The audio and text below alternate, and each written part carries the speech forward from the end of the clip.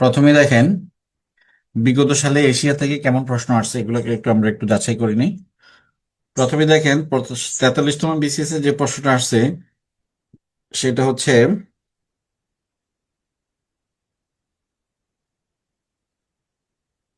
মিয়ানমারের নির্বাসিত সরকারের নাম কি। অর্থাৎ আহ, মিয়ানমার সম্পর্কে এখানে প্রশ্ন আসছে। মিয়ানমার হচ্ছে এশিয়া মহাদেশের একটি দেশ। অর্থাৎ আলটিমেটলি এটা এশিয়া মহাদেশ থেকে আসা একটা প্রশ্ন। এবারে প্রশ্ন হচ্ছে ভারতে বছরের কোন দিনটি সিভিল সার্ভিস দিবস হিসেবে পরিচিত, মানে এটা হচ্ছে ভারত নিয়ে আসছে, মানে আলটিমেটলি এশিয়া। ব্রিটিশ শাসনের ব্রিটিশ ভারতের রাজধানী কলকাতা থেকে দিল্লিতে স্থানান্তরিত হয় কবে? কোন দেশে জাতীয় সংসদ বিশেষ এটা নির্ভর করবে অপশনের উপরেই। ন্যাশনাল লিগ ফর ডেমোক্রেসি, যেটাকে আমরা বলি LDC, national sorry NL N L D, এটা হচ্ছে মিয়ানমারের অং সান সুচির একটা রাজনৈতিক দল। অর্থাৎ মিয়ানমার নিয়ে এর আগে একাধিক প্রশ্ন আসছে, ঠিক আছে। কালাপানি কোন দুটি রাষ্ট্রের মধ্যে অমিশ্র? এটা হচ্ছে ভারত ও নেপালের মধ্যে। ভারত ও নেপালের মধ্যে। এবং জলবায়ু পরিবর্তনের ব্যাপকতা তুলে ধরার জন্য দেশটি সমুদ্রের গভীরতার উত্তর হচ্ছে মালদ্বীপ। আলটিমেটলি যে কোনো প্রতিযোগিতামূলক পরীক্ষায় একই প্যাটার্নের প্রশ্ন আসে। কোথাও প্রশ্নের টেম্পারমেন্ট একটু কঠিন হয়, কোথাও একটু সহজ হয়। আচ্ছা, প্রথমে আমরা আসি। আচ্ছা, এখান থেকে আমরা চলে যাই। আচ্ছা, এশিয়া মহাদেশ। এখানে আমরা পৃথিবীর অনেকগুলো মহাদেশ দেখতে পাচ্ছি। এর মধ্যে এশিয়া মহাদেশ আমরা এই যে ব্লু নীল কালারের যে মহাদেশটা, সেটা হচ্ছে এশিয়া মহাদেশ। অর্থাৎ এশিয়া মহাদেশের বিস্তৃতি হচ্ছে এখানে এই ইন্দোনেশিয়ার ঠিক এখান থেকে শুরু করে এখানে হচ্ছে এই যে তুরস্ক, তুরস্ক এবং রাশিয়ার ঠিক মাঝখান দিয়ে চলে গেছে, ইউরাল পর্বতের মাঝখান দিয়ে চলে গেছে। আর এখানে যেটা হচ্ছে সেটা হচ্ছে সুয়েজ খাল। ঠিক আছে, ওকে।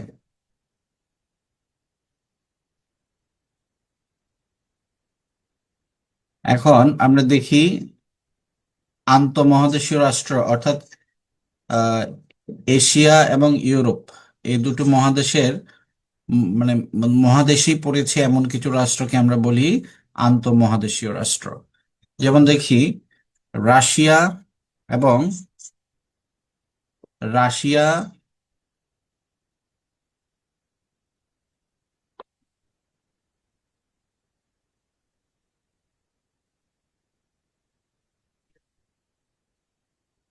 রাশিয়া, তুরস্ক, কাজাকিস্তান, আজারবাইজান এবং জর্জিয়া, এই দেশগুলো এশিয়া এবং ইউরোপের ঠিক মাঝখানে অবস্থিত। অর্থাৎ রাশিয়ার কিছু অংশ এশিয়াতে এবং কিছু অংশ ইউরোপে পড়ছে। ঠিক আছে, আবার তুরস্কের কিছু অংশ, যেমন এখান থেকে যে প্রশ্নটা আসে, তুরস্কের ইস্তাম্বুল নগরী, তুরস্কের ইস্তাম্বুল নগরী, এই নগরীটা দুইটা মহাদেশে পড়ছে। এক হচ্ছে এশিয়ার অংশ, দেন হচ্ছে ইউরোপের অংশ। ইউরোপের অংশ। তেমনি আপনি যদি চিন্তা করেন মিশর, মিশরের সিনাই যে উপদ্বীপটা, এই যে সিনাই, সিনাইটা পড়েছে এশিয়াতে। এশিয়াতে এবং মিশরের যে মূল ভূখণ্ড, মিশরের যে মূল ভূখণ্ড, সেই ভূখণ্ডটা পড়েছে হচ্ছে আফ্রিকাতে। আফ্রিকাতে। আচ্ছা, এছাড়া আমরা দেখি ইউরোপ এবং উত্তর আমেরিকার মাঝখানে যেটা আছে গ্রিনল্যান্ড। অর্থাৎ গ্রিনল্যান্ড এই দ্বীপটির মালিকানা ডেনমার্কের থাকলেও ভৌগোলিকভাবে এটি উত্তর আমেরিকা অঞ্চলের অন্তর্গত। ঠিক আছে, সুতরাং এটা উত্তর আমেরিকার এবং ইউরোপের সীমানা নির্ধারণী এমন একটা জায়গা। তাহলে এই প্রশ্ন আসতে পারে নিচের কোনটি হচ্ছে আন্তঃমহাদেশীয় রাষ্ট্র। ঠিক আছে, তাহলে আপনাদের জন্য এশিয়াটা বেশি ইম্পর্টেন্ট। ঠিক আছে, এশিয়া যেমন রাশিয়া একটা আন্তঃমহাদেশীয় রাষ্ট্র, তুরস্ক, কাজাকিস্তান, আজারবাইজান, জর্জিয়া, এই সবগুলোই হচ্ছে আন্তঃমহাদেশীয় রাষ্ট্র। আচ্ছা, এরপর আমরা এশিয়ার পরিচয় আসি। আমরা আজকে মোস্ট প্রবাবলি আমরা এশিয়া নিয়ে আলোচনা করব। দেখেন, এশিয়ার আয়তন কোনো কোনো পরীক্ষায় আসছে, সুতরাং আয়তনের যে অঙ্কটা এটা অনেক বড়। ঠিক আছে, মনে রাখাটা হয়তো অনেক ডিফিকাল্ট হবে। তাহলে কয়েকবার যদি আমরা একটু স্টাডি করি তাহলে আমার মনে হয় খুব কঠিন হবে না। যদি সেটা বর্গ কিলোমিটারে আসে, যদি সেটা বর্গ কিলোমিটারে আসে, মনে করবেন 34,579,00,000 বা 579,000, মানে 57,57,09,000। আমরা তো এভাবে পড়ি, কিন্তু আসলে এটাকে ওনারা এভাবে পড়ে যে 579,000, মানে হচ্ছে 57,09,000, মানে 44 দিয়ে শুরু, এরপরে হচ্ছে 579। আর যদি বর্গ মাইলে চিন্তা করি, বর্গ মাইল সাধারণত কম হয়, 17 লক্ষ বর্গ মাইল। তাহলে আগে শুধু এই দুটাকে একটু জানার চেষ্টা করি। যদি আয়তনটা বর্গ কিলোমিটারে আসে তাহলে 44 লক্ষ কোটি, 44 কোটি বর্গ কিলোমিটার। আর যদি বর্গ মাইলে আসে তাহলে 17 কোটি বর্গ মাইল। আচ্ছা, এরপরে দেখেন, এশিয়ার মধ্যে স্বাধীন দেশের সংখ্যা হচ্ছে 44টি। তবে সবচেয়ে বেশি স্বাধীন স্বাধীন দেশের সংখ্যা হচ্ছে আফ্রিকাতে, ইউরোপে হচ্ছে 48টি। এরপরে দেখেন উরাল পর্বতমালা। আমরা বলেছি যে এটা যদি হয় আহ, ইউরোপ এবং এইটা যদি হয় এশিয়া, তাহলে এশিয়া এবং ইউরোপের মাঝখানে জিওগ্রাফিক্যাল যে ডিভাইডার বা ডিমার্কেশন পয়েন্ট সেটা হচ্ছে উরাল পর্বত। এই উরাল পর্বতটাই মূলত ইউরোপ থেকে এশিয়াকে আলাদা করেছে। আচ্ছা, আরেকটা জায়গায় সেটা হচ্ছে আহ এখানে দেখেন, এখানে এশিয়ার একটা অংশ, সেটা হচ্ছে যেটাকে আমরা বলি আরব উপদ্বীপ। এই আরব উপদ্বীপের সাথে আফ্রিকার যে সম্পর্কটা, এটা হচ্ছে সুয়েজ খাল হয়ে। তাহলে লোহিত সাগর এবং সুয়েজ খাল, যেটা এশিয়া বিশেষ করে সৌদি আরব থেকে আফ্রিকা মিশর বিভক্ত। ঠিক আছে, তাহলে আমরা ফার্দার যখন চিত্র দেখব সেখানে আপনারাও তো একটু ইমাজিন করেন যে লোহিত সাগর কোথায়। এটা হচ্ছে ভূমধ্য সাগর এবং এটা হচ্ছে লোহিত সাগর। এই ভূমধ্য সাগর এবং লোহিত সাগরের মাঝখানে যে খালটা, সে খালটার নাম হচ্ছে সুয়েজ খাল। তাহলে এই সুয়েজ খাল কোন দেশের ভেতর দিয়ে চলে গেছে? আফ্রিকার ভেতর, মিশরের ভেতর দিয়ে চলে গেছে। অর্থাৎ মিশরের কিছু অংশ এশিয়াতে আছে এবং কিছু অংশ আফ্রিকাতে আছে। এই জন্য বলা হচ্ছে লোহিত সাগর এবং সুয়েজ খাল এশিয়া থেকে, বিশেষ করে লোহিত সাগরের কথা যদি চিন্তা করি, এটি সৌদি আরবিয়াকে এই যে মিশর থেকে আলাদা করেছে। কিন্তু এখানে সিনাই উপদ্বীপের পরে আবার এখানে আহ ইসরায়েল আছে। ঠিক আছে, ওকে। চেলিস্কিন অন্তরীপ, চেলিস্কিন অন্তরীপটা কোথায়? আমরা যদি রাশিয়ার কথা চিন্তা করি, রাশিয়া হচ্ছে এশিয়ার, মানে যদিও রাশিয়ার রাজধানী মস্কোর ইউরোপে পড়ছে, কিন্তু রাশিয়ার যে অংশটা এশিয়ার, সেটা সর্ব উত্তরের বিন্দু হচ্ছে চেলিউস্কিন অন্তরীপ। ঠিক আছে, তাহলে এশিয়া সম্পর্কে জাস্ট এই 5টা তথ্য আমরা মূল ফ্যাক্ট হিসেবে জানবো। একটা হচ্ছে এশিয়ার মোট আয়তন কত, মোট কতটি দেশ এশিয়াতে রয়েছে, এশিয়ার সাথে ইউরোপের, এশিয়ার সাথে আফ্রিকার যে মানে মহাদেশ বিভক্তকারী পয়েন্ট কোনটি, আর একটা হচ্ছে এশিয়ার সর্ব উত্তরে বিন্দু কোনটি, সেটা হচ্ছে চেলিউস্কিন অন্তরীপ।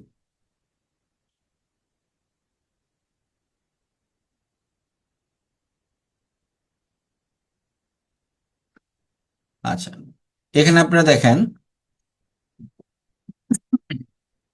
এটা যদি আমরা এশিয়ার মানচিত্র হিসেবে দেখি, দেখেন এটা হচ্ছে উরাল পর্বত। এটা হচ্ছে উরাল পর্বত, যে উরাল পর্বতটা মূলত এই যে ইউরোপ এবং এশিয়ার যে মাঝখানে যে জায়গাটা, যেমন এখানে যদি আপনি চিন্তা করেন, এখানে একটা ডিমার্কেশন আছে, এই ডিমার্কেশনটাই হচ্ছে উরাল পর্বত। এই উরাল পর্বত থেকেই আসলে উরাল নদীটা আসছে। তাহলে যদি প্রশ্ন হয় এশিয়া থেকে ইউরোপকে আলাদা করেছে কোন পর্বতমালা বা কোন পর্বত, তাহলে সেটা হচ্ছে উরাল পর্বত। ঠিক আছে, আচ্ছা এখানে দেখেন চেলিউস্কিন অন্তরীপ, মানে হচ্ছে আপনি যদি এশিয়ার সর্ব উত্তরে বিন্দুর চিন্তা করেন, সেটা হচ্ছে চেলিউস্কিন অন্তরীপ। আচ্ছা, এরপরে দেখেন এই যে তুরস্কের সাথে আহ কি বলে, তুরস্কের সাথে এখানে এশিয়ার সাথে ইউরোপের একটা লাস্ট পয়েন্ট আছে, এটা হচ্ছে সেই বসফরাস প্রণালী। ঠিক আছে। আর এখানে বসফরাস প্রণালীর এই যে পশ্চিম দিকে হচ্ছে তুরস্কের ইউরোপের অংশ, আর এখানে পূর্ব দিকে হচ্ছে তুরস্কের এশিয়ার অংশ, আর এখানে যে সুয়েজ খাল, লোহিত সাগর। তাহলে এই যে সুয়েজ খাল, লোহিত সাগর, ব্যাবা অন্তরীপ, উরাল পর্বত, এগুলো হচ্ছে এশিয়া, আফ্রিকা, এশিয়ার সাথে আফ্রিকা এবং ইউরোপের একটা বর্ডার লাইন। ঠিক আছে। আর এশিয়ার সর্বপশ্চিমের বিন্দুকে হচ্ছে বলে ব্যাবা অন্তরীপ। ব্যাবা অন্তরীপটা হচ্ছে এই তুরস্কের এখানে অবস্থিত ব্যাবা অন্তরীপ। তাহলে খুবই স্পেসিফিক্যালি আমরা কয়েকটা তথ্য এখানে জানার চেষ্টা করি। একটা হচ্ছে এশিয়ার সর্ব উত্তরের বিন্দু কি? এশিয়ার সর্ব উত্তরের বিন্দু হচ্ছে চেলিউস্কিন অন্তরীপ। কোন পর্বতমালা এশিয়া এবং ইউরোপকে আলাদা করেছে? উরাল পর্বতমালা। ওকে। এবং আমরা যদি বলি যে কোন কোন দেশগুলো আসলে আন্তঃমহাদেশীয় রাষ্ট্রের মধ্যে, রাশিয়ার প্রশ্ন রাশিয়া আসবে, এর মধ্যে রাশিয়া আসবে, দেন হচ্ছে সুয়েজ খাল আসবে, লোহিত সাগর, এগুলো আসবে। ঠিক আছে। ওকে।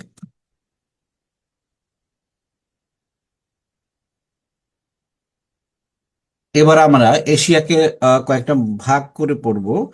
এর মধ্যে গুরুত্বপূর্ণ হচ্ছে দূরপ্রাচ্য।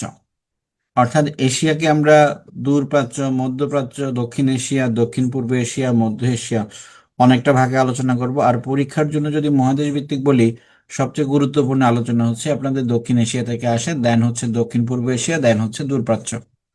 এরপরে মধ্যপ্রাচ্য বা ইসরায়েল ফিলিস্তিন সমস্যা নিয়ে তো সবসময় প্রশ্ন আসে। এখানে দেখেন, দূরপ্রাচ্য বলতে আমরা কোন পাঁচটা দেশকে বুঝি? এক, মঙ্গোলিয়া। দুই হচ্ছে চীন। এক, মঙ্গোলিয়া যেটার রাজধানী হচ্ছে উলানবাটর। দুই হচ্ছে চীন যার রাজধানী হচ্ছে বেইজিং। আচ্ছা, তিন হচ্ছে উত্তর কোরিয়া যার রাজধানী হচ্ছে পিয়ংইয়ং। উত্তর কোরিয়া কোনটা? এই যে অংশটা, এটা হচ্ছে উত্তর কোরিয়া, আর এটা হচ্ছে দক্ষিণ কোরিয়া। এটার মাঝখানে যে রেখাটা হচ্ছে সেটা হচ্ছে 38 ডিগ্রি উত্তর অক্ষরেখা অনুযায়ী মূলত উত্তর কোরিয়া এবং দক্ষিণ কোরিয়া ভাগ হয়ে গেছে। এবং দুইটা কোরিয়ার মাঝখানে একটা গ্রাম আছে, এই গ্রামটার হচ্ছে পানমুনজাম। ঠিক আছে।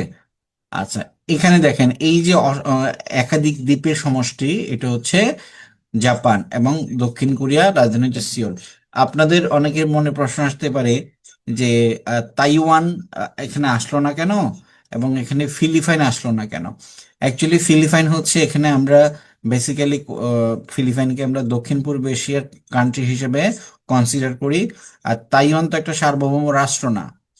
ঠিক আছে। তাইওয়ান স্বাধীনতাকামী, বা তাইওয়ান চীন মনে করে তাইওয়ান চীনের অংশ, সুতরাং এখানে আমরা তাইওয়ানকে আমরা স্বাধীন রাষ্ট্র হিসেবে দেখাইনি। তাহলে দূরপ্রাচ্যের প্রশ্ন আসতে পারে, নিচের কোন রাষ্ট্রটি দূরপ্রাচ্যের রাষ্ট্র? তাহলে it can be Mongolia, it can be চীন, দক্ষিণ কোরিয়া, জাপান এবং পিয়ং। আপনারা আপাতত এই দেশগুলো অবস্থান এবং এর রাজধানীগুলো সম্পর্কে একটু ধারণা রেখে যাবেন।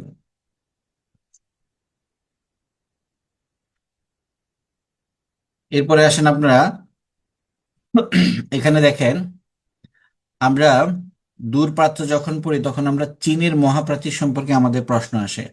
প্রশ্ন আসে চীনের মহাপ্রাচীরটা চীনের কোন দিকে? দেখেন, এটা হচ্ছে মূলের চীন, মূল, এটা চীনের মূল ভূখণ্ড। ঠিক আছে। আর এই ভূখণ্ডের এই জায়গাটা হচ্ছে বেইজিং। বেইজিং, যেটার আগে পূর্ব নাম ছিল পিকিং। ঠিক আছে। আর এই প্রদেশটার নাম হচ্ছে মাঞ্চুরিয়া। মাঞ্চুরিয়া। এখন একটু খেয়াল করেন, এই যে পিঙ্ক ডট যেগুলা, এই পিঙ্ক ডট গুলাই হচ্ছে মূলত চীনের মহাপ্রাচীর। এটা মূলত মঙ্গোলিয়া এবং চীনের যে সীমানা রয়েছে, বিশেষ করে মঙ্গোলিয়া যে গোবি মরুভূমি রয়েছে, সেই গোবি মরুভূমির পাশে এটা। তাহলে যদি প্রশ্ন আসে যে চীনের মহাপ্রাচীর এটা চীনের কোন দিকে, চীনের মহাপ্রাচীর হচ্ছে চীনের মূল ভূখণ্ডের উত্তর দিকে। ঠিক আছে। এখন চীনের কি কি প্রদেশ আছে? চীনের প্রদেশ বলতে তাইওয়ান চীনের অন্তর্ভুক্ত, যদিও তাইওয়ান স্বাধীনতাকামী বা তাইওয়ান আলাদা সত্তা আছে, তবে চীন মনে করে তাইওয়ান চীনের অংশ। এছাড়া হচ্ছে হংকং, ম্যাকাও, তিব্বত এবং জিনজিয়াং। এই এই যে প্রদেশগুলো বা এই যে ভৌগোলিক স্থানগুলো পরীক্ষার জন্য প্রশ্ন আসে। যেমন উইগুর নামে একটা জাতি আছে যারা মুসলমান, স্বাধীনতাকামী। তাহলে প্রশ্ন আসে যে চীনের জিনজিয়াং প্রদেশে কোন মুসলিম উপজাতিরা বসবাস করে? উত্তর হচ্ছে উইগুর। অথবা উইগুররা কোথায় বসবাস করে? জিনজিয়াংয়ে বসবাস করে। আপনারা দালাই লামার কথা শুনছেন। দালাই লামা মূলত তিব্বতের যে ধর্মীয় গুরু, তাকে বলা হচ্ছে দালাই লামা। তাহলে তিব্বত কি কিন্তু স্বাধীনতাকামী, কিন্তু চীন মনে করে তিব্বত হচ্ছে চীনের অংশ। ম্যাকাও, ম্যাকাও নিয়ে প্রশ্ন আসে। এটি হচ্ছে সবচেয়ে দীর্ঘ সময় ধরে থাকা হচ্ছে একটা উপনিবেশ। ম্যাকাও ছিল পর্তুগালের একটা উপনিবেশ। হংকং, এক দেশ দুই নীতি, ঠিক আছে। তাইওয়ান চীনের অংশ। তাইওয়ানকে 1971 সালে জাতিসংঘের সদস্যপদ থেকে বহিষ্কার করা হয় এবং চীন মূল ভূখণ্ডকে জাতিসংঘের সদস্য হিসেবে কনসিডার করা হয়। এখানে আপনারা দুটো জিনিস দেখবেন খুব ক্লিয়ারলি, দুটো জিনিস দেখবেন। চীনের অভ্যন্তরীণ যে জায়গাগুলো, যেমন জিনজিয়াং, তিব্বত, ম্যাকাও, হংকং, তাইওয়ান, বেইজিং, এই সম্পর্কে আপনার ধারণা নিয়ে যাবেন, অ্যাজ ওয়েল এস হচ্ছে চীনের মহাপ্রাচীর। এরপরে প্রশ্ন আসতে পারে চীনের প্রতিবেশী রাষ্ট্র কয়টা, বা কয়টা রাষ্ট্রের সাথে চীনের সীমানা রয়েছে। Very important question. দেখেন কয়টা রাষ্ট্রের সাথে সীমানা রয়েছে, এখানে এখানে নাম্বার দিয়ে দেওয়া আছে। প্রথম হচ্ছে, চিন্তা করেন হচ্ছে রাশিয়া, অর্থাৎ চীনের উত্তর দিকে সর্ববৃহৎ যে দেশটা রয়েছে সেটা হচ্ছে রাশিয়া। চীনের এপাশে রয়েছে উত্তর কোরিয়া। দক্ষিণ কোরিয়ার সাথে চীনের কোনো সীমান্ত নেই। এরপরে আছে ভিয়েতনাম, এটা হচ্ছে ভিয়েতনাম। আচ্ছা, আমি এটা রেড মার্ক করে নেই।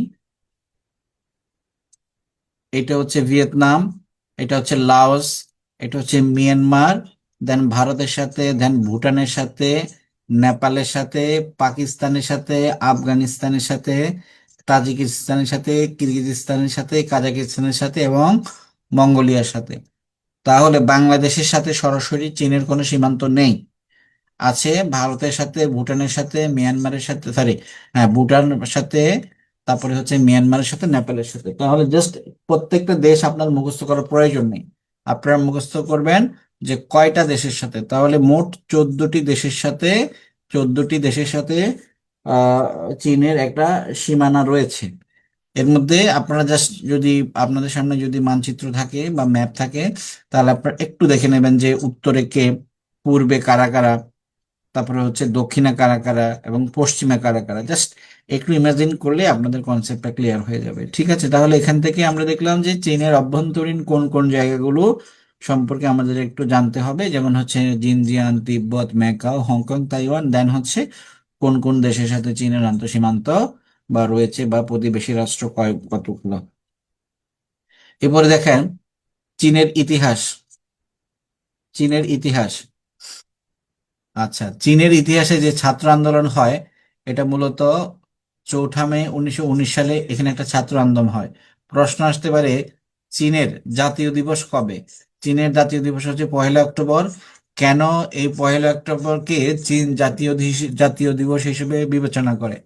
কারণ 1949 সালে চীনের যে বিপ্লব হয়, এই বিপ্লবের মধ্যে দিয়ে চীনে কমিউনিজম প্রতিষ্ঠিত হয় বা গণচীনের প্রতিষ্ঠিত হয়।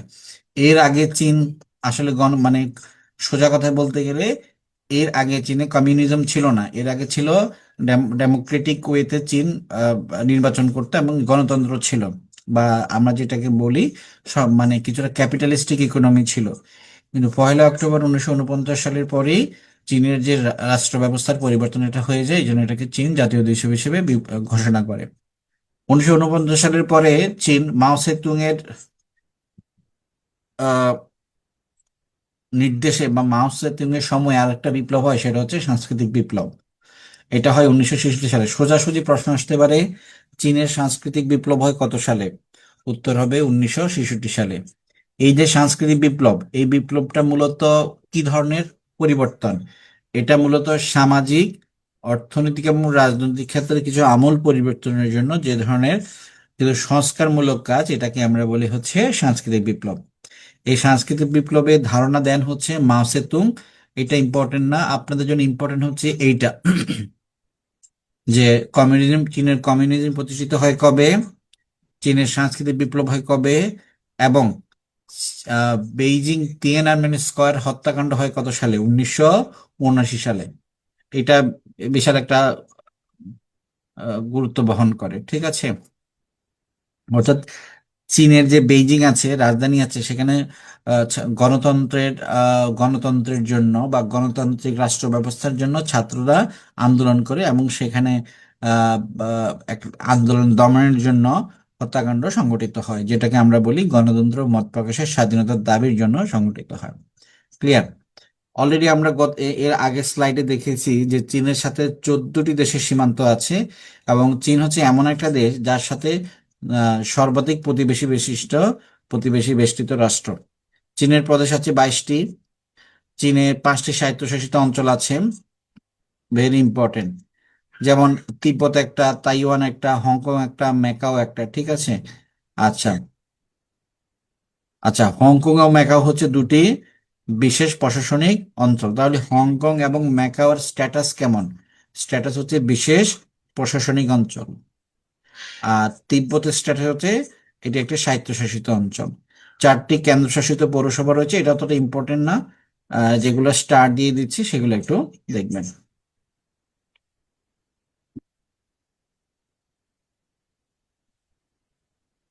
এরপরে আছে তিব্বত সম্পর্কে প্রশ্ন আসে। তিব্বতের অবস্থান হচ্ছে বা স্ট্যাটাস হচ্ছে এটি একটি স্বায়ত্তশাসিত অঞ্চল। অর্থাৎ চীনের মোট 5টি স্বায়ত্তশাসিত অঞ্চল আছে, এর মধ্যে তিব্বত একটি। তিব্বতের রাজধানী হচ্ছে লাসা। লাসার আরেকটা পরিচয় হচ্ছে নিষিদ্ধ নগরী। নিষিদ্ধ নগরী। এই যে স্বায়ত্তশাসন, এটা প্রতিষ্ঠিত হয় 1950 সালে। আর ভারতে সর্বপ্রথম 1959 সালে যে দালাই লামা বা তিব্বতের যে ধর্মীয় গুরু, চতুর্দশ মানে 14তম ধর্মীয় গুরু, ধর্মীয় গুরুকে তিব্বতে বলে দালাই লামা। দালাই লামা কোনো ব্যক্তির নাম না, একটা পদের নাম বা একটা অবস্থানের নাম।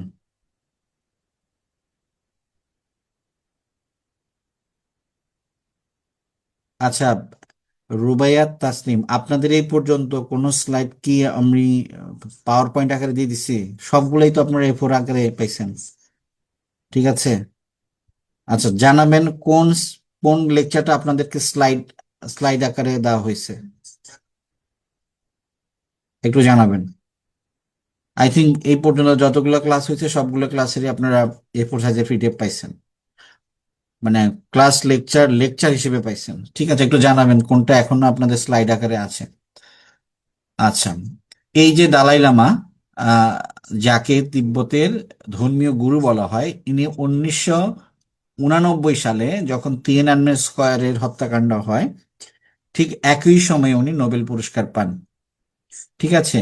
তাহলে তিয়েনআনমেন স্কয়ারের ঘটনাটা আর দালাই লামার ঘটনা, নোবেল পুরস্কার পাওয়াটা একই বছরে হয়।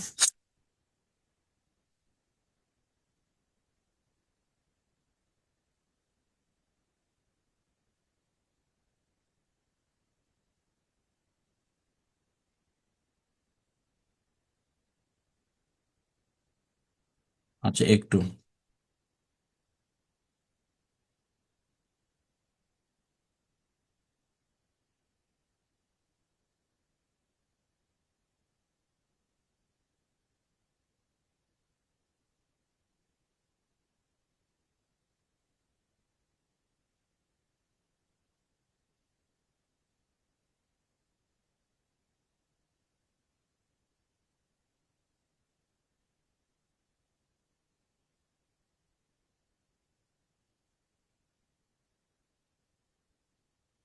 আচ্ছা, তাহলে একটু আগে বলেছি যে দালাই লামা এটা কোনো ব্যক্তির নাম না, এটা হচ্ছে ধর্মীয় যে নেতা।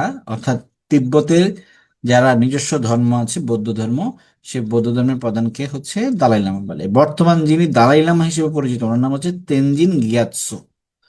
তেনজিন গিয়াৎসো, ঠিক আছে। আচ্ছা, এরপরে আসি ম্যাকাও।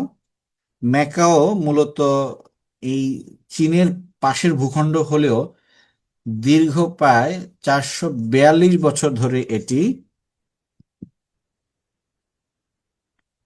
কি ছিল? এটি পর্তুগালের আন্ডারে ছিল। তাহলে প্রশ্ন আসতে পারে, ম্যাকাও কত বছর পর্তুগালের অধীনে ছিল? এটা বর্তমানে পর্তুগাল এটা ছেড়ে চলে গেছে। বর্তমান এটি আহ, চীনের আন্ডারে বা চীনের একটি বিশেষ প্রশাসনিক অঞ্চল।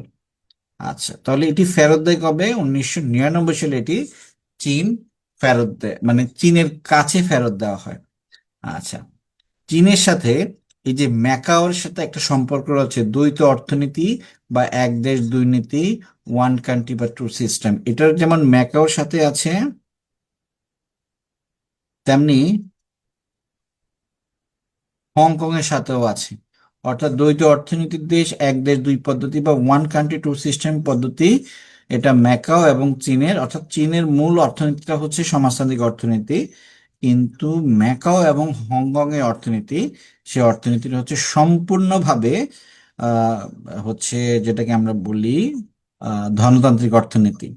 আর যদিও চীনের মূল অর্থনীতি এখন আর ধনতান্ত্রিক, পিওরলি সমাজতান্ত্রিক নাই, এটা কিছুটা মিশ্র অর্থনীতি হয়ে গেছে, কিন্তু ম্যাকাও এবং হংকং এর অর্থনীতি পিওরলি ধনতান্ত্রিক অর্থনীতি।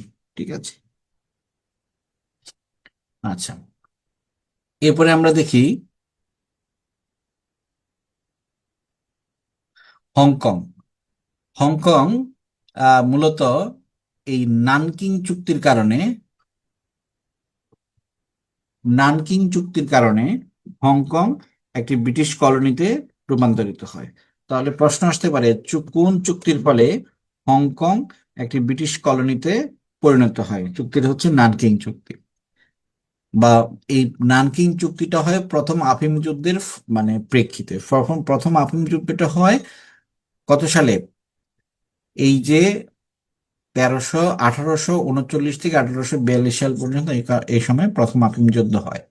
এই প্রথম আফিম যুদ্ধে চীন পরাজিত হয়। এরপরে দেখেন, 1898 সালে 99 বছরের জন্য লিজ পায় ব্রিটিশ সরকার। তাহলে দীর্ঘদিন ধরে যখন ব্রিটিশ কলোনি হংকংয়ে থাকে, তখন খুব অফিসিয়ালি ব্রিটিশ সরকার চীনের কাছ থেকে এই যে হংকং যে টেরিটরিটা আছে সেটা লিজ নেয়।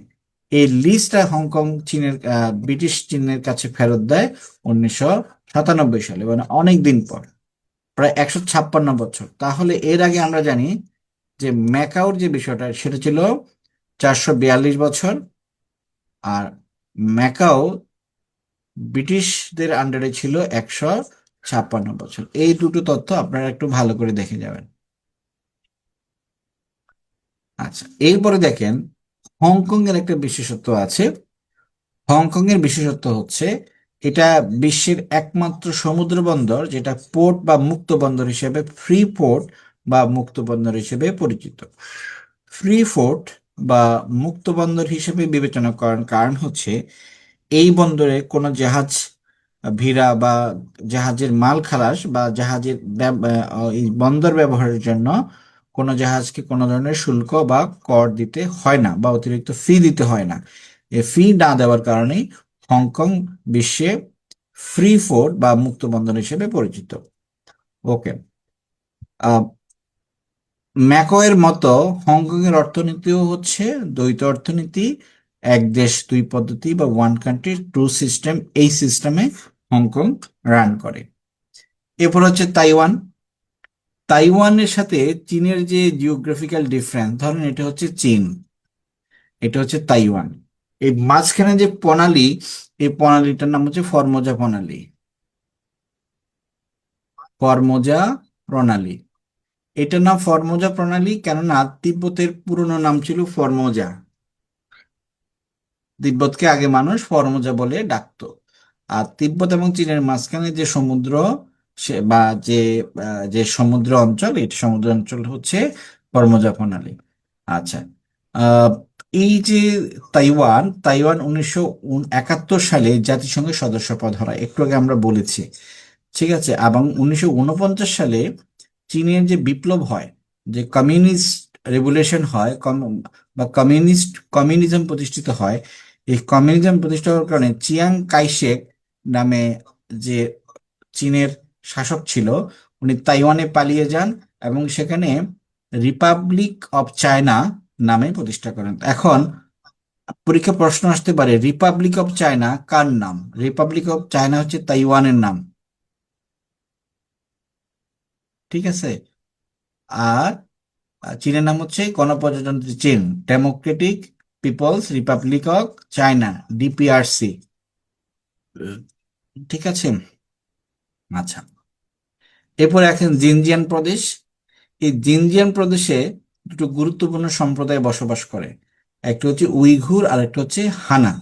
এই উইঘুর সম্প্রদায় জাতিতে হচ্ছে মুসলিম, এবং তাদের প্রতি চীনের বিদ্বেষের মূল কারণ হচ্ছে তারা এই যে জিনজিয়াংকে পূর্ব তুর্কিস্তান বলে ডাকে, মানে হচ্ছে ওরা একটা আলাদা রাষ্ট্র চায়, যে রাষ্ট্রটার নাম হবে পূর্ব তুর্কিস্তান। প্রশ্ন আসতে পারে চীনের উইঘুর সম্প্রদায় জিনজিয়াংকে কি নামে ডাকে? পূর্ব তুর্কিস্তান, বা একটু যদি ঘুরে আসে যে তারা কোন নামে একটা পৃথক রাষ্ট্র গঠন করতে চায়, সেটা হচ্ছে পূর্ব তুর্কিস্তান নামে একটা পৃথক রাষ্ট্র গঠন করতে চায়। কারা চায়? উইঘুররা। উইঘুররা কোথায় বসবাস করে? চীনের জিনজিয়াং প্রদেশে বসবাস করে।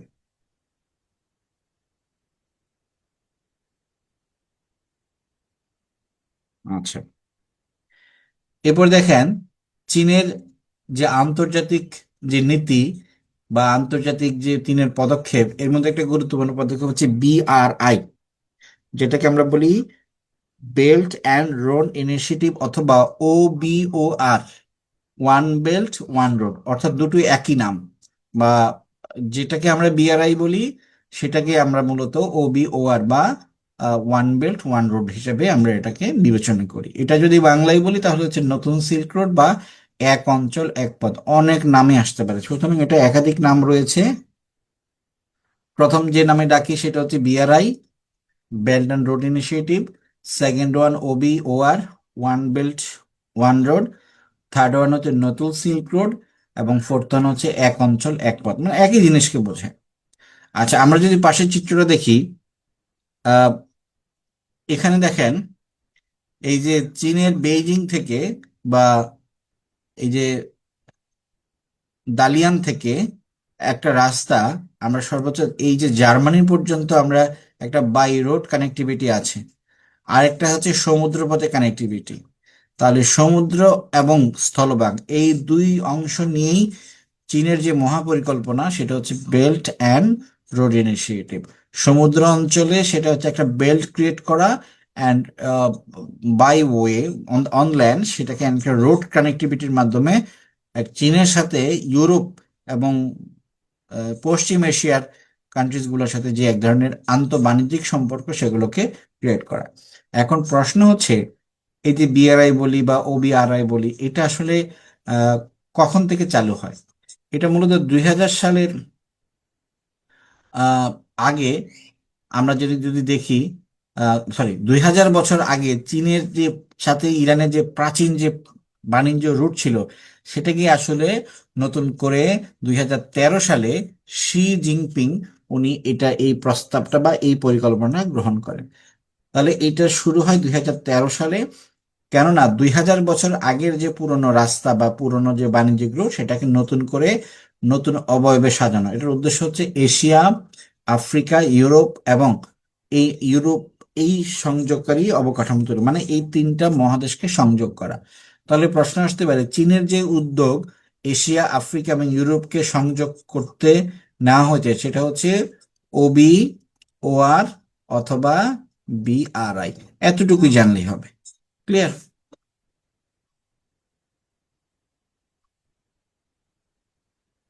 এরপরে আছে পিং পং ডিপ্লোমেসি। আচ্ছা, পিং পং ডিপ্লোমেসি বলতে আমরা বোঝাই, দেখেন 1946 সালে, 1945 সালের যখন আমরা দ্বিতীয় বিশ্বযুদ্ধ শেষ হয়, এরপর আমরা 1945 1946 সালে এবং 45 সালের শেষের দিকে দেখি যে জাতিসংঘের সূচনা হয়। এই সূচনার পর জাতিসংঘের সদস্য হয় তাইওয়ান, চীন। এই চীনটা তখন ছিল মানে গণতান্ত্রিক চীন, যেটা চিয়াং কাইশেক, যার প্রধান ছিল চিয়াং কাইশেক। এই চীনে যখন বিপ্লব হয় 1949 সালে, তখন কমিউনিজম প্রতিষ্ঠিত হয়। এই কমিউনিজম প্রতিষ্ঠা হওয়ার কারণে এই চীনের যে কিয়াং কাইশেক উনি তাইওয়ানে পালিয়ে যান। তাইওয়ানে পালিয়ে যান। এই কারণে জাতিসংঘের সদস্য থাকে তাইওয়ান, চীন থাকে না। ঠিক আছে, তাহলে এত বৃহৎ চীন সেটা কিন্তু জাতিসংঘের সদস্য না।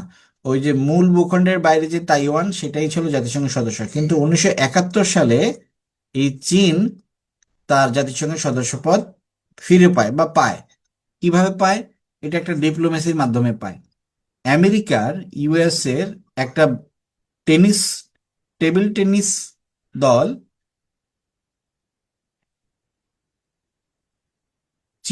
চীনে একটা প্রতিযোগিতা অংশগ্রহণ করার জন্য যায়। আর টেবিল টেনিস প্রতিযোগিতা ব্যবহৃত যে বলটা, এই বলটার নামই হচ্ছে পিং পং। এই বলটার নাম হচ্ছে পিং পং। তাহলে এই খেলা যেহেতু খেলতে যায়, সুতরাং এই পলিসিটার নাম হচ্ছে পিং পং পলিসি।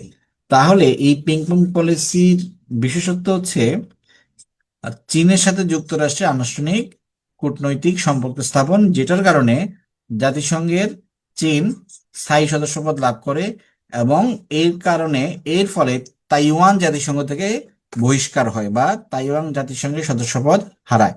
তাহলে এখানে তিনটা জিনিস, একটা হচ্ছে তাইওয়ানের সদস্যপদ হারানো, দেন হচ্ছে চীনের সদস্যপদ প্রাপ্তি। এটা কি কারণে? পিং পং ডিপ্লোমেসির কারণে। আর পিং পং ডিপ্লোমেসি হচ্ছে এমন একটা ডিপ্লোমেসি যার কারণে ইউএসএ এবং চায়নার মধ্যে যে ডিপ্লোম্যাটিক রিলেশন রিস্টাবলিশড হয়। ঠিক আছে। আচ্ছা, এরপরে আসেন চীনের মহাপ্রাচীর। চীনের মহাপ্রাচীর সম্পর্কে আমাদের সবারই মোটামুটি ধারণা আছে। এই চীনের মহাপ্রাচীরের সবচেয়ে বড় বিশেষত্ব যেটা হচ্ছে, এটা মানুষ তৈরি কর্তৃক নির্মিত। এবং যদি আমি তৎকালীন প্রয়োজন দেখি, সেটা হচ্ছে এই মঙ্গোলিয়া থেকে যে দস্যুতা হতো, হুন জাতিরা আসতো, তাদেরকে বাধা দেওয়ার জন্যই মূলত চীনের মূল ভূখণ্ডের মানুষেরা এই যে আহ, মহাপ্রাচীর সেটা নির্মাণ করে দুর্ধর্ষ মঙ্গলদের মোকাবেলা করার জন্য। আর আমাদের জন্য যেটা ইম্পর্টেন্ট, এটা দৈর্ঘ্যটা ইম্পর্টেন্ট। এটা চীনের কোথায় ইম্পর্টেন্ট, মানে চীনের কোন দিকে অবস্থিত। যেমন আমরা যদি এটা দেখি, এটা চীনের কোন দিকে অবস্থিত, দেন হচ্ছে এর দৈর্ঘ্য কত। এই দুটো পয়েন্ট আমরা সবচেয়ে বেশি মনে রাখার চেষ্টা করব। আপনারা 21,196টা দেখে যাবেন, তবে বেশি দেখে যাবেন হচ্ছে 8,850 কিলোমিটার। তাহলে চীনের মহাপ্রাচীর সম্পর্কে আমরা দেখব যে এটি চীনের কোন দিকে অবস্থিত এবং এটির দৈর্ঘ্য কত। ঠিক আছে। আচ্ছা, এরপরে এখানে সাংহাই সম্পর্কে বলা আছে। সাংহাই ফাইভ হচ্ছে চীন, কাজাখস্তান। এটাতে একটু খেয়াল করেন, চীন, কাজাখস্তান, কিরগিজস্তান, রাশিয়া এবং তাজিকিস্তান। এদের এদের এরা এরা পরস্পরের সাথে পরস্পরের সীমান্ত রয়েছে। এই সীমান্ত সমস্যা নিরসনের জন্য 1996 সালে তারা একটা একটা সংস্থা বা সংগঠন গড়ে তোলে। এটার নাম হচ্ছে সাংহাই 5। ঠিক আছে, তাহলে প্রশ্ন হতে পারে সাংহাই 5-এর উদ্দেশ্য কি? তাহলে সাংহাই 5-এর উদ্দেশ্য হচ্ছে সীমান্ত বিরোধ নিরসন। তাহলে কোন কোন দেশ সাংহাই 5-এর সদস্য আর সদস্য না?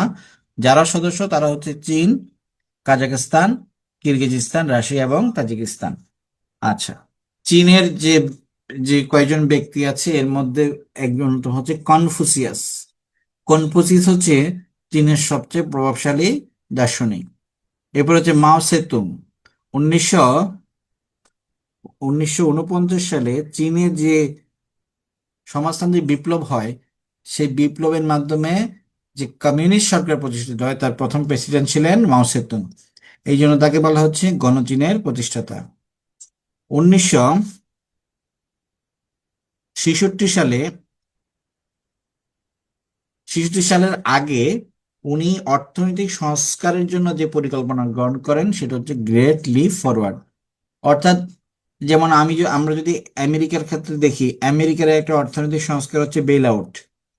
এটা 1929 সালের মহামন্দার প্রেক্ষিতে গ্রহণ করা হয়। আর চীনের যে গুরুত্বপূর্ণ অর্থনৈতিক কর্মসূচি অর্থনৈতিক পুনরুদ্ধারের জন্য, সেটা হচ্ছে গ্রেট লিপ ফরওয়ার্ড কর্মসূচি। প্রশ্ন এভাবে আসতে পারে, গ্রেট লিপ ফরওয়ার্ড এটি কোন দেশের একটা অর্থনৈতিক কর্মসূচি? তো এটা চীনের। আর যদি বলে বেইল আউট এটি কোন দেশের প্রধান অর্থনৈতিক কর্মসূচি? এটা হচ্ছে ইউএসএ বা আমেরিকার প্রধান অর্থনৈতিক কর্মসূচি। আচ্ছা, চীনের সানিয়াত সেন। সানিয়াত সেনকে বলা হচ্ছে আধুনিক চীনের জনক বা চীন প্রজাতন্ত্রের প্রথম প্রেসিডেন্ট, এবং উনি হচ্ছে মাঞ্চু বংশের অপশাসন। এটা লাগবে না। উনি আধুনিক চীনের জনক এবং চীন প্রজাতন্ত্রের প্রথম প্রেসিডেন্ট। আচ্ছা, আমরা 2013 সালের BRI, belt and road initiative যখন পড়েছি তখন দেখেছি এটা শি জিনপিং এর আসলে মস্তিষ্কজাত একটা ধারণা। উনি বর্তমান প্রেসিডেন্ট এবং তার মেয়াদ হচ্ছে আমৃত্যু, অর্থাৎ এটা সংবিধান সংশোধন করে অথবা তারা তাদের মতো করে একটা সংশোধন করে, আগে ছিল যে একজন ব্যক্তি সর্বোচ্চ 2বার প্রেসিডেন্ট থাকার নীতি ছিল, কিন্তু সেটা সংশোধন করে এখন আমৃত্যু প্রেসিডেন্ট রাখার হিসেবে ব্যবস্থা আছে। গ্রেট হল, প্রশ্ন আসতে পারে হোয়াইট হল কোথায়, গ্রেট হল কোথায়, ঠিক আছে, বা হোয়াইট হাউস কোথায়। তাহলে হোয়াইট হল হচ্ছে যুক্তরাজ্যে, গ্রেট হল হচ্ছে চীনে, আর হোয়াইট হাউস হচ্ছে যুক্তরাষ্ট্রে। এই হোয়াইট হলটা হলো এই যে 1989 সালে যে তিয়েনানমেন স্কোয়ারের যে বিপ্লব হয়, সে বিপ্লবের স্থানেরই পশ্চিম কোণের একটা ভবনের নাম হচ্ছে হোয়াইট হল। এই ভবনটা মূলত একটা পার্লামেন্ট ভবন। যেমন আমাদের জাতীয় সংসদ একটা পার্লামেন্ট ভবন রয়েছে, ওদের পার্লামেন্ট ভবনের নাম হচ্ছে গ্রেট হল। যেমন আমরা যদি দেখি হোয়াইট হল এটা হচ্ছে লন্ডনে, এবং ইন্ডিপেন্ডেন্স হল এটা হচ্ছে যুক্তরাষ্ট্রে। তো প্রশ্ন আসতে পারে ইন্ডিপেন্ডেন্ট হল কোথায়, প্রশ্ন আসতে পারে হোয়াইট হল কোথায়, প্রশ্ন আসতে পারে চীনের পার্লামেন্ট ভবনের নাম কি, এটি কোন জায়গায় অবস্থিত, তাহলে তিয়েনানমেন স্কোয়ারের পশ্চিম কোণে এটি অবস্থিত। পরীক্ষায় চীন সম্পর্কে অনেক প্রশ্ন আসে, আমরা চীন সম্পর্কে। এরপরে আসেন জাপান। জাপানের সাথে বাংলাদেশের সম্পর্ক হচ্ছে, বাংলাদেশের যতগুলো দেশ বাংলাদেশকে সাহায্য করে এর মধ্যে বৃহৎ সাহায্য দানকারী দেশ হচ্ছে জাপান। আর এশিয়ার একমাত্র দেশ জাপান, যেটি হচ্ছে G7 বা শিল্পোন্নত দেশের যে সংস্থা G7, সেই G7-এর সদস্য হচ্ছে একমাত্র এশীয়ভুক্ত রাষ্ট্র হচ্ছে জাপান। ক্লিয়ার? জাপানকে আমরা যদি একটু জিওগ্রাফিক্যালি চিন্তা করি, জাপান মূলত এই যে 4টা দ্বীপ, হোক্কাইডো, হনসু, শিকোকু, কিয়োসু, এই 4টা দ্বীপের সমষ্টি। তাহলে সবচেয়ে বড় কোনটা? সবচেয়ে বড় হচ্ছে হনসু। এই হনসু দ্বীপেই টোকিও এবং ইয়োকোহামা এই দুটো জায়গায় অবস্থিত। দেখেন, এই হনসু দ্বীপে টোকিও, ইয়োকোহামা, ওসাকা এবং হিরোশিমা, এই 4টা গুরুত্বপূর্ণ জায়গা এখানে অবস্থিত। এবং আমরা আমরা কিউসুর কথা যদি দেখি, কিউসুতে নাগাসাকি অবস্থিত। তাহলে হিরোশিমা এবং নাগাসাকিতে পারমাণবিক বিস্ফোরণের ঘটনা ঘটেছে 1945 সালে। এই 4টা দ্বীপের বাইরেও জাপানের আরো দুটো গুরুত্বপূর্ণ দ্বীপ হচ্ছে, একটা হচ্ছে ওগাসাওয়ারা, আর একটা হচ্ছে ওকিনাওয়া। ওকিনাওয়া হচ্ছে একটি মার্কিন, এখানে একটা মার্কিন ঘাঁটি আছে, নৌঘাঁটি আছে, এবং এখানে কর্নারস্টোন অফ পিস, অর্থাৎ দ্বিতীয় বিশ্বযুদ্ধের স্মৃতি বিজড়িত যে জায়গা, কর্নারস্টোন অফ পিস, সেটি কোথায় অবস্থিত? ওকিনাওয়াতে অবস্থিত। তাহলে জাপান সম্পর্কে আমরা এই কয়েকটা তথ্য মোটামুটি আরেকটু বারবার রিভাইজ করে পড়ে যাবো। হচ্ছে জাপান বাংলাদেশের সবচেয়ে বৃহৎ সাহায্যকারী দানকারী দেশ, এটি G7 ভুক্ত দেশ, একমাত্র এশীয় দেশ। জাপানের 4টি বড়, মূলত জাপান অনেকগুলো দ্বীপের জাপানে সমষ্টি, তবে 4টা বড় দ্বীপ হচ্ছে হোক্কাইডো, হোক্কাইডো এটা হচ্ছে হোক্কাইডো, দেন হনসু, শিকোকু এবং ইয়োসু। এছাড়া হচ্ছে ওকিনাওয়া এবং ওগাসাওয়ারা। এরপরে আমরা দেখি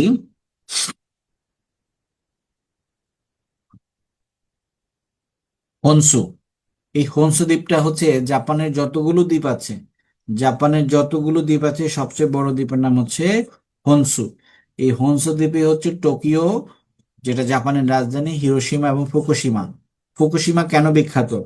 ফুকুশিমা, এখানে একটা সুপ্ত আগ্নেয়গিরি আছে, এবং একই সাথে এখানে মানে যে একটা পরমাণু চুল্লি দুর্ঘটনা ঘটনা ঘটে, ঠিক আছে, 2000 কত সালে, 2007-8-এর দিকে, ঠিক আছে। আচ্ছা, কিয়োসো অলরেডি বলেছি, নাকাসাকি যে স্থানটা রয়েছে এটা কিয়োসোতে অবস্থিত। আচ্ছা, ওকে, জাপানের বর্তমান যে সম্রাট সেটার নাম হচ্ছে নারুহিতো, এবং ওনার যে উপাধি ওটা হচ্ছে মিকাডো। জাপানের পার্লামেন্টের নাম হচ্ছে ডায়াট, এবং জাপান এবং রাশিয়ার সাথে বিরোধপূর্ণ যে দ্বীপপুঞ্জ রয়েছে সেটার নাম হচ্ছে কুরিল। এটা হচ্ছে জাপানের পার্লামেন্ট ভবন, যেটাকে আমরা ডায়েট হিসেবে চিনি। ঠিক আছে, তাহলে জাপান সম্পর্কিত যে তথ্যগুলো আমরা একটু দেখে যাব।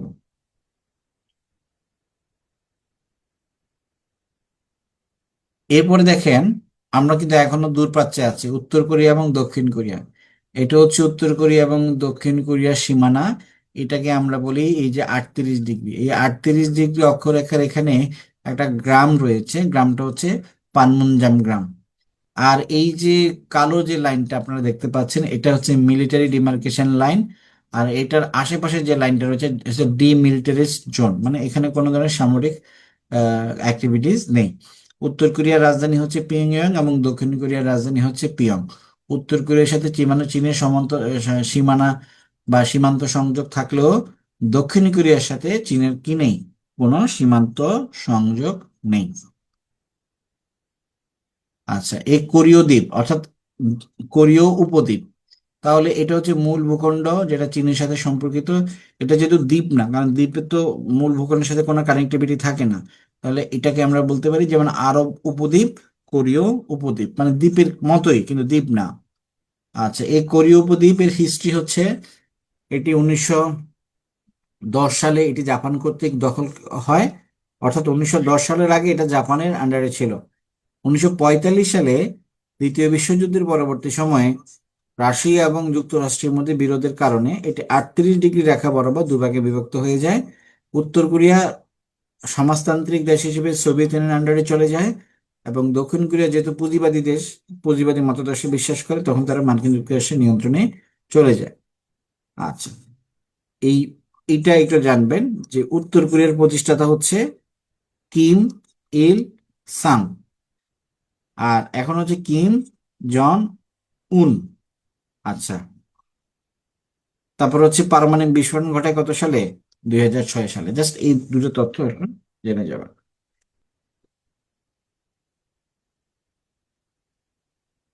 আচ্ছা, দক্ষিণ কোরিয়ার সাথে উত্তর কোরিয়ার পানমুনজাম গান রয়েছে, যেটা অসামরিক এলাকা হিসেবে পরিচিত। আরেকটা শিল্পাঞ্চল আছে, গ্রামের নাম হচ্ছে পানমুনজাম, আর শিল্পাঞ্চল হচ্ছে কায়সং। উত্তর কোরিয়া এবং দক্ষিণ কোরিয়ার মধ্যে 1998 সাল থেকে 2007 সাল পর্যন্ত তাদের পারস্পরিক যে নীতি সংক্রান্ত অবস্থান, সেটা হচ্ছে সানশাইন পলিসি। মানে হচ্ছে এই যে কিম দায়ে জং, উনি দক্ষিণ কোরিয়ার প্রেসিডেন্ট ছিলেন। উনি এই যে উত্তর কোরিয়ার সাথে তাদের যে বন্ধুসুলভ উন্নয়ন, সে বন্ধুসুলভ সম্পর্ক উন্নয়নের জন্যই সম্পর্ক এটা।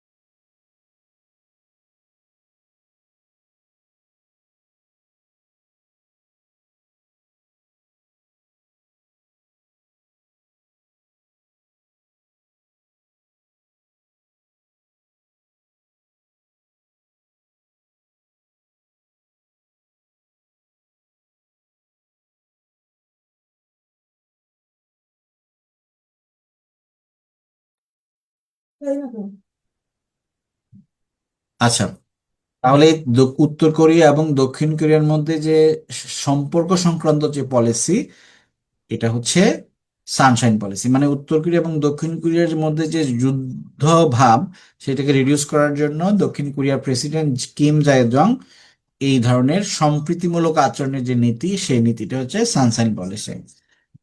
এটা যতদিন কিম জায় জং জীবিত ছিল ততদিন আসলে এটা তো অ্যাক্টিভ ছিল। এটা 1998 থেকে 2007। এই 2000 সালে কিম দায় জং নোবেল পুরস্কার পান এই সানশাইন পলিসির জন্য। আচ্ছা, এরপরে আমরা দেখি দক্ষিণ পূর্ব এশিয়া। পূর্ব এশিয়ার দেশগুলো কি কি একটু একটু যদি মনোযোগ দিয়ে দেখি।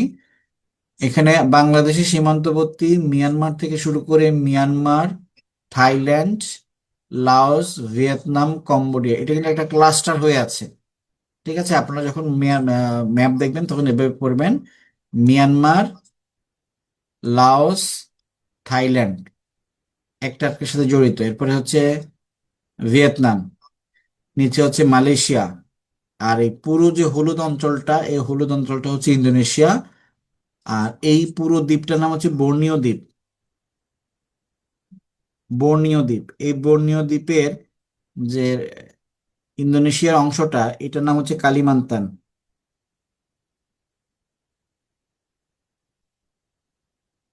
কালিমান্তান, ক্লিয়ার? এখন এই যে ব্রুনাই, এই ব্রুনাই অংশটা হচ্ছে অনেক ছোট একটা দেশ, যেটা হচ্ছে বর্নিও দ্বীপে অবস্থিত।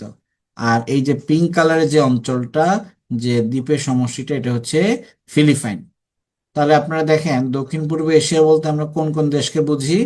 মিয়ানমার থেকে শুরু করে আমরা এই যে ইন্দোনেশিয়া পর্যন্ত যে দেশগুলো রয়েছে, ইনক্লুডিং ফিলিপাইন। আমরা ফিলিপাইনকে কিন্তু আমরা দূরপ্রাচ্য দেশ বলি নাই। ফিলিপাইন হচ্ছে, এটা হচ্ছে দক্ষিণ পূর্ব এশিয়ার একটি দেশ। আচ্ছা, এরপর দেখেন মিয়ানমার। মিয়ানমার সম্পর্কে এখানে অনেক তথ্য রয়েছে, আপনারা শিটে তথ্যগুলো পাবেন। বেসিক যে তথ্যগুলো একটু আমি একটু আউটলাইন করে দিচ্ছি।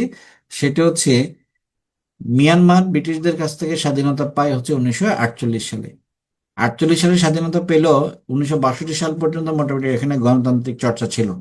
কিন্তু 1962 সালে এখানে সামরিক অভ্যুত্থান হয় এবং সামরিক শাসন শুরু হয়। সামরিক শাসন শুরু হয় যে কাউন্সিলের আন্ডারে, তার নাম হচ্ছে এসপিডিসি বা state piece and development council. 2015 সালে 2015 সালে অং সান সুচির নেতৃত্বাধীন ন্যাশনাল লিগ ফর ডেমোক্রেসি এটি ক্ষমতায় আসে। আর মিয়ানমারের যে আইনসভা, সেটার নাম হচ্ছে পিনাংসু হুত্তাও, যেটি একটি দ্বিকক্ষ বিশিষ্ট আইনসভা। এখন প্রশ্ন হচ্ছে, এখানে মিয়ানমারের অং সান সুচি নিয়ে আমাদের আসলে মূল আলোচনা। অং সান সুচি যে দল গঠন করেন, দলটার নাম হচ্ছে ন্যাশনাল লিগ ফর ডেমোক্রেসি। এটি শান্তিতে নোবেল পুরস্কার পায় 1991 সালে। এবং তিনি যুক্তরাষ্ট্রের গোল্ড কংগ্রেশনাল যে গোল্ড মেডেল পুরস্কার, এটি পায় 2008 সালে। আচ্ছা, অং সান সুচিকে নিয়ে যে মুভি বা চলচ্চিত্র পরিচালিত তৈরি হয়, তার নাম হচ্ছে দ্য লেডি। এতটুকু জানলেই হবে, যেমন উনি কত সালে নোবেল পুরস্কার পান, তার দলের নাম কি, তাকে নিয়ে কোন মুভি হয়। তাকে নিয়ে যে মুভিটা হয়, মুভিটার নাম হচ্ছে দ্য লেডি।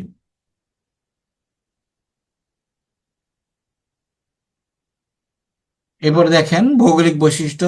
এই যে থাইল্যান্ড, মিয়ানমারের সাথে যে 5টা দেশের সীমান্ত রয়েছে, যেমন বাংলাদেশের সীমানা রয়েছে, চীনের, থাইল্যান্ডের, ভারতের এবং লাওসের।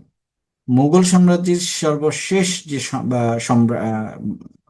আহ, সম্রাট সম্রাট বাহাদুর শাহ জাফর, আমরা জানি 1857 সালে যে সিপাহী বিদ্রোহ হয়, একটা ব্যর্থ সিপাহী বিপ্লব হয়।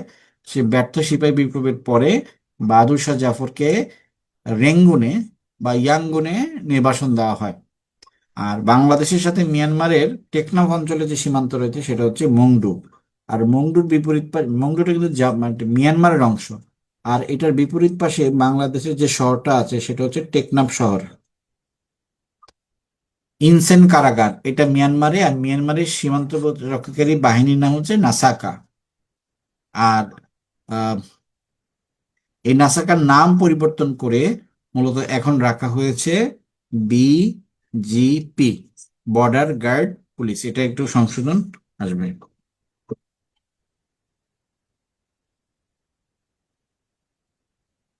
আচ্ছা, মিয়ানমারের অনেক জাতিগোষ্ঠী আছে। সবচেয়ে বৃহৎ যে জাতিগোষ্ঠী মিয়ানমার, সেটা হচ্ছে বর্মিরা। আর রোহিঙ্গারা হচ্ছে চতুর্থ বৃহত্তম জাতিগোষ্ঠী। রোহিঙ্গারা মূলত রাখাইন রাজ্য বা আরাকান রাজ্যে বসবাস করে, তাদেরকে বলা হচ্ছে কালা। রোহিঙ্গাদের আরেক নাম হচ্ছে কালা। আর রাখাইন রাজ্যে রোহিঙ্গাদের পাশাপাশি যারা মগ আছে, তারা মগ বৌদ্ধরা বসবাস করে। বাংলাদেশে প্রথম রোহিঙ্গা আসে 1978 সালে। আর 2017 সালে 25শে আগস্ট রোহিঙ্গাদের বিরুদ্ধে যে অভিযান হয়, সেটা ছিল এক ধরনের এথনিক ক্লিনজিং অভিযান। এবং বাংলাদেশে তারা আসার পরে বাংলাদেশ সরকার 2020 সালে 4ঠা ডিসেম্বর তাদেরকে, যখন মিয়ানমারে প্রত্যাবর্তন সম্ভব হয় নাই, তখন বাংলাদেশের নোয়াখালীর ভাষাঞ্চলে তাদেরকে রিহ্যাবিলিট করার চেষ্টা করে বা প্রত্যাবর্তন করার চেষ্টা করে মূল ভূখণ্ড থেকে। আচ্ছা, এরপর আছে থাইল্যান্ড। থাইল্যান্ড অনেক দিন, বিশেষ করে 1782 থেকে 1932, তখন একটা চক্রী রাজবংশ ছিল, সেই চক্রী রাজবংশের আন্ডারে ছিল। 1932 সালে বিদ্রোহী বলে শাসনতান্ত্রিক রাজতন্ত্র চালু হয়। আগে সম্পূর্ণ রাজতন্ত্র ছিল, যেটাকে বলি নিরঙ্কুশ রাজতন্ত্র। দেখেন আগে কি ছিল, নিরঙ্কুশ রাজতন্ত্র, পরে হয়ে যায় শাসনতান্ত্রিক রাজতন্ত্র। 1946 থেকে 2016 রাজা ভূমিবল অতুল্য তেজ, যাকে বলা হচ্ছে দীর্ঘস্থায়ী রাজা, অর্থাৎ পৃথিবীতে যতজন রাজা আছে, ছিলেন বা আছেন, সবচেয়ে বেশি সময় শাসন করেন হচ্ছে রাজা ভূমিবল অতুল তেজ, বা ভূমিবল হিসেবেই পরিচিত। রাজা ভূমিবল কত বছর শাসন করেন? 70 বছর শাসন করেন। আর থাইল্যান্ড, এই অঞ্চলটা কখনোই কোনো উপনিবেশের আন্ডারে ছিল না, কোনো বিদেশি শক্তির নিয়ন্ত্রণে ছিল না। এই কারণে এটার নাম হচ্ছে থাইল্যান্ড বা মুক্ত ভূমি।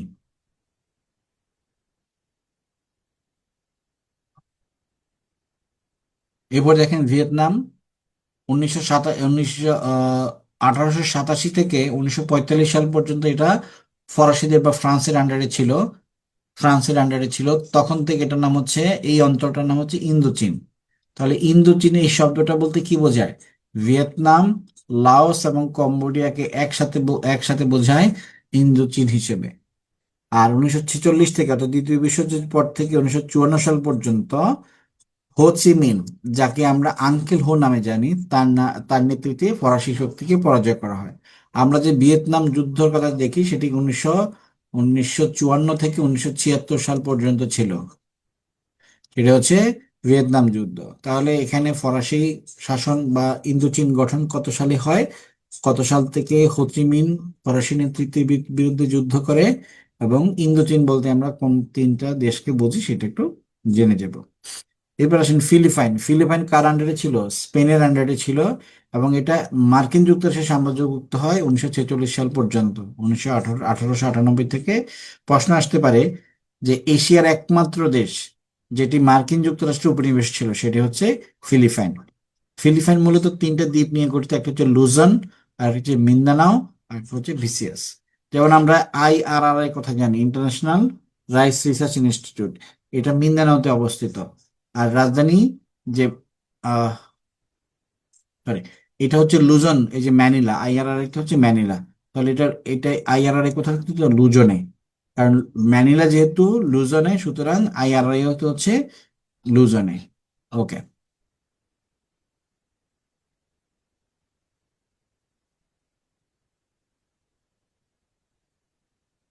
এরপরে আমরা দেখি কম্বোডিয়া। কম্বোডিয়ার আহ 1953 সালে ফ্রান্সের কাছ থেকে স্বাধীনতা লাভ করে। আর ভিয়েতনাম লাভ করে 1954 সালে। ক্লিয়ার?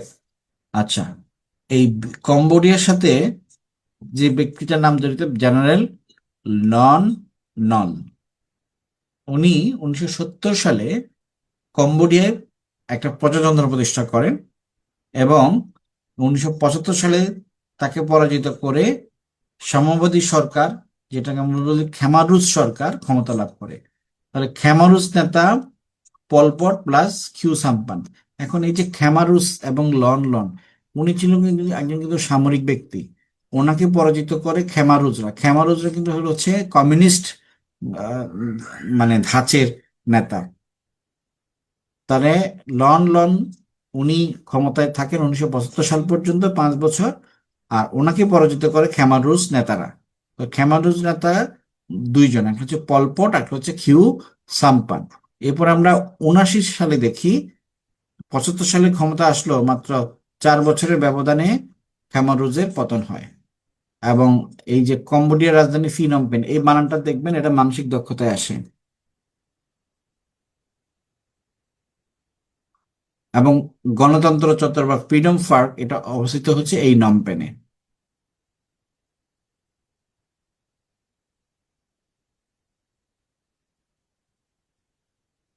আচ্ছা, পৃথিবীর সবচেয়ে বেশি পাম অয়েল উৎপাদন হয় মালয়েশিয়াতে।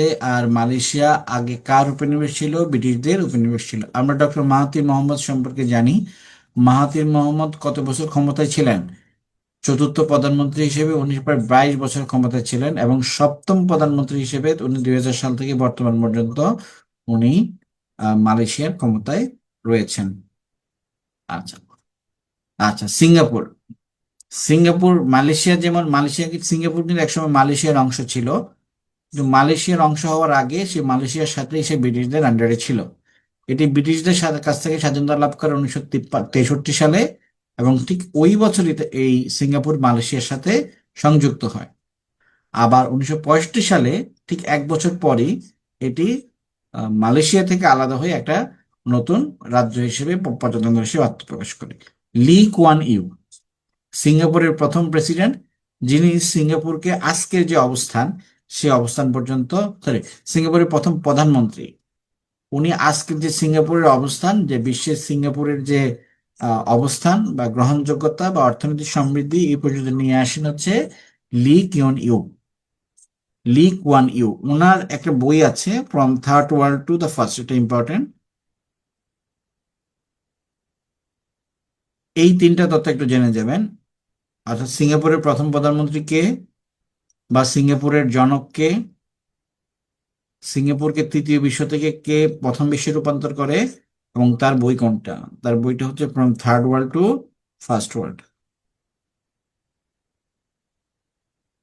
আচ্ছা, ওকে। দেখেন, আমরা দক্ষিণ পূর্ব এশিয়ার গুরুত্বপূর্ণ যে আহ, দেশগুলো সেগুলো পড়েছি। এই জায়গায় আমরা ইন্দোনেশিয়ার বিভিন্ন জায়গা একটু ভালো করে দেখি। যেমন ইন্দোনেশিয়া অনেকগুলো দ্বীপ রয়েছে। একটা হচ্ছে সুমাত্রা দ্বীপ। সুমাত্রা দ্বীপে একটা প্রদেশ আছে, নাম হচ্ছে আসে প্রদেশ, এবং এই আসে প্রদেশের রাজধানী হচ্ছে বান্দা আসে। এবার হচ্ছে জাবা। জাবা দ্বীপে যে শ্রীলঙ্কা ইন্দোনেশিয়ার যে রাজধানী জাকার্তা, এটা জাবা দ্বীপে অবস্থিত, এবং এখানে একটা গুরুত্বপূর্ণ শহর হচ্ছে বাংদুং এবং বালি। এই দুটো, যেমন বাংদুং সম্মেলন, নন অ্যালায়েন্স মুভমেন্টের বাংদুং সম্মেলন, এবং বালি যেখানে বোমা হামলা হয়। এরপর হচ্ছে লোমবক, এটাও ইন্দোনেশিয়ায়। পূর্ব তিমুর, অর্থাৎ এই পুরোটাই হচ্ছে তিমুর দ্বীপ। এই তিমুর দ্বীপের দুটো অংশ, একটা হচ্ছে পূর্ব তিমুর, একটা হচ্ছে পশ্চিম তিমুর। এই পূর্ব তিমুর রাজধানী হচ্ছে দিল্লি, এটি এটি ইন্দোনেশিয়ার কাছ থেকে স্বাধীন হয়ে যায়, কিন্তু এখনো পশ্চিম তিমুর যেটা সেটা ইন্দোনেশিয়ার অংশ। আচ্ছা, পাপুয়া নিউগিনি যে দ্বীপটা রয়েছে, এটার এই যে পূর্ব দিকের যে অংশটা এটা একটা স্বাধীন রাষ্ট্র, নাম হচ্ছে পাপুয়া নিউগিনি। কিন্তু পশ্চিম দিকের যে অংশটা এটা পাপুয়া প্রদেশ, যেটা অনেকের কাছে ইরিয়ান জায় হিসেবে পরিচিত, এবং এই প্রদেশের একটা অংশ হচ্ছে পশ্চিম পাপুয়া। তাহলে এই পুরো অংশটা, ঠিক আছে, হচ্ছে ইন্দোনেশিয়া। ইন্দোনেশিয়ার একটা দ্বীপের নাম হচ্ছে সুলাওসি। যেমন এই দ্বীপটার নাম হচ্ছে সুলাওসি বা সেলেবিস। আর এর আগে স্লাইডে আমরা বর্ণীয় দ্বীপ নিয়ে বলেছি, যে বর্ণীয় দ্বীপটা মূলত তিনটা দেশের অংশ রয়েছে। এটা হচ্ছে ইন্দোনেশিয়ার অংশ, এটা হচ্ছে মালয়েশিয়ার অংশ, এটা হচ্ছে ব্রুনাইয়ের অংশ, বা এটা হচ্ছে ব্রুনাই। ব্রুনাইয়ের আর অন্য কোনো অংশ নেই। ব্রুনাইয়ের রাজধানী হচ্ছে ব্যান্ডোসেরি বেগওয়ান, এবং ব্রুনাইয়ের যে প্রধান উনি হচ্ছে সুলতান। আর এটা হচ্ছে মালয়েশিয়ার অংশ, সুতরাং মালয়েশিয়া এখানেও আছে, এখানেও আছে, আর পুরোটাই হচ্ছে ইন্দোনেশিয়া। আর এটা হচ্ছে ইন্দোনেশিয়ার একটা প্রদেশ, একটা স্থান, তার নাম হচ্ছে কালিমান্তান।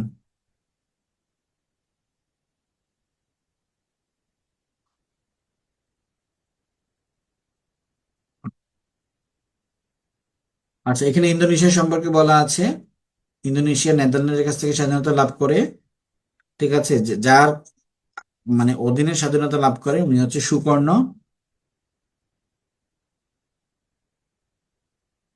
সুকর্ণ সুকর্ণের আরেকটা নাম ছিল হচ্ছে বাংকর্ণ। ঠিক আছে, জেনারেল সুহার্তো, উনি সুকর্ণর পরবর্তীতে রাষ্ট্রপতির দায়িত্ব পালন করেন প্রায় 32 বছর। পরে সুকর্ণের মেয়ে মেঘবতী সুকর্ণবর্তী, উনি মুসলিম বিশ্বের প্রথম প্রধান হিসেবে রাষ্ট্রপতি হিসেবে 2001 সালে নির্বাচিত হন। সুতরাং ইন্দোনেশিয়ায় তিনজন ব্যক্তি সম্পর্কে জাস্ট প্রশ্ন আসে পরীক্ষায়। আচ্ছা, ইন্দোনেশিয়ার যে দ্বীপগুলো রয়েছে এগুলো অলরেডি বলেছি, সুমাত্রা, জাভা, কালিমান্তান, সুলাওসি, বালি, লোমবক এবং পূর্ব তিমুর। আচ্ছা, পূর্ব তিমুর যেটা সেটা ইন্দোনেশিয়ার অংশ ছিল। পরে 2002 সালে এটা ইন্দোনেশিয়ার কাছ থেকে স্বাধীনতা লাভ করে। আর স্বাধীনতার সময় যিনি স্বাধীনতা লাভে সহায়তা করেন ওনার নাম হচ্ছে জানানা গোসামা। আচ্ছা, তাহলে আমরা আজকে আহ, যেহেতু আপনাদের 9টায় গণিত ক্লাস আছে, আমি এখানে ছেড়ে দিচ্ছি। এটা হচ্ছে আমরা আহ, এশিয়ার পার্ট 1টা আমরা পড়লাম। আহ, আগামী আহ, রবিবারে ইনশাল্লাহ আমরা পার্ট 2টা আরেকবার দেখবো, ঠিক আছে? ওকে, এই ক্লাসগুলো আপনাদের কন্টিনিউ থাকবে, যেহেতু কোর্সটা আপনারা শেষ করেন, পরীক্ষা যখনই হোক আপনার কোর্সটা শেষ করেন, ঠিক আছে? তো ধন্যবাদ সবাইকে।